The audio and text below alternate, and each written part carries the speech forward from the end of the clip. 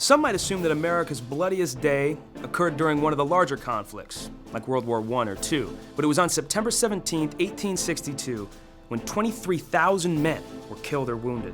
23,000 in one day. Let's talk about the Battle of Antietam, an event that changed the United States forever. It was a year and a half into the Civil War.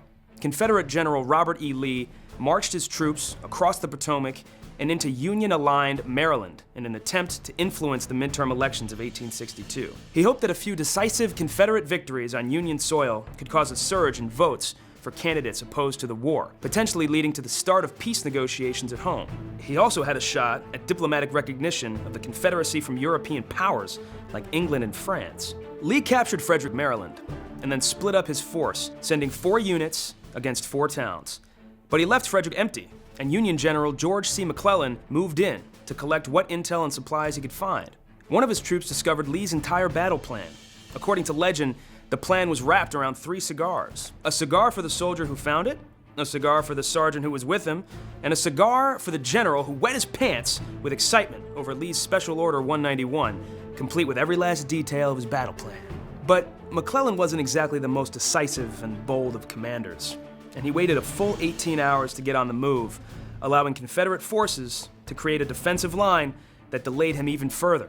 By the time he was able to reach Lee, the Confederate army was already preparing for the Union attack. Still, McClellan was headed for Lee with over 75,000 troops, while Lee would start the battle with fewer than 40,000. McClellan's forces were also in relatively good shape, while Lee had many who were sick and exhausted. Here's the thing, Antietam Creek was just a creek.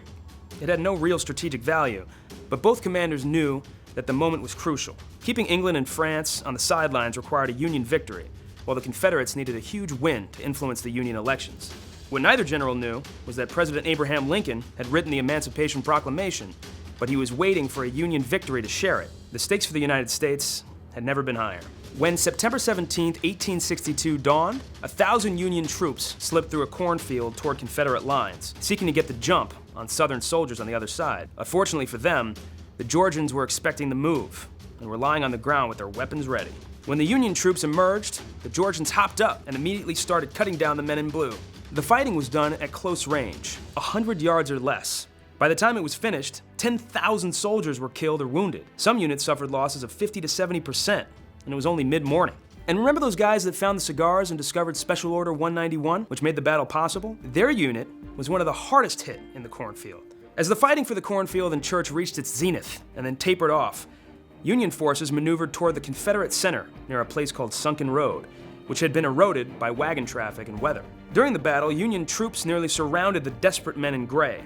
Some were able to flee to the rear, but most of the 2,000 defenders were cut down and their bodies piled up. The Sunken Road would later be described with another name, the Bloody Lane. While the cost to both sides was great, the capture of the Bloody Lane collapsed Lee's center. A decisive thrust at this point had the potential to cripple the Army of Northern Virginia and possibly destroy it entirely, giving the Union a real shot at victory by Christmas. But no one sent new forces to carry the attack forward. Union forces in the area withdrew from Sunken Road, and 5,500 men had been killed or wounded. Shortly after the fighting for the Sunken Road began, Major General Ambrose Burnside began his attack on one of the most famous portions of the battle. He was tasked with crossing Antietam Creek and attacking the Confederate right, but the defenders were using the geography and the creek itself to make him pay dearly for every inch. According to an NPR article on the battle, the men from New York and Pennsylvania who finally took the bridge only did so after their commander promised to return their whiskey ration, which had been taken because, the guys kept getting drunk. But the Union had taken too long to capture the bridge. When night finally fell, the two forces had suffered approximately 23,000 casualties, with nearly 4,000 of them killed, the worst loss of American life in a single day in history. To put that in perspective, approximately 2,500 Americans were killed taking Utah and Omaha beaches on D-Day. 2 days after the battle, photographer Alexander Gardner and his assistant James Gibson went to Antietam to photograph the carnage. The next month, the photos were exhibited in New York, portraying the realities of war to the American people for the first time.